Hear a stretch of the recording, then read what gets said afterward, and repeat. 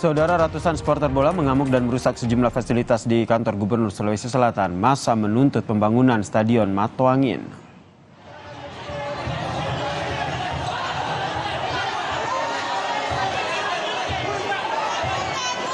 Massa aksi memaksa masuk dengan merobohkan pagar kantor gubernur dan terus merangsek masuk hingga mencapai lobi kantor Gubernur Sulawesi Selatan, saudara. Terjadi saling dorong antara massa aksi dan juga petugas polisi Pamong Praja Provinsi Sulawesi Selatan.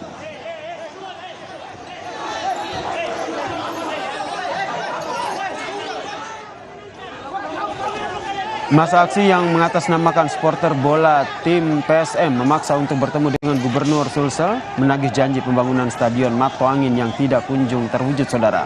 Ricuh kemudian mereda setelah petugas berhasil memaksa massa aksi keluar dari kantor Gubernur Sulsel.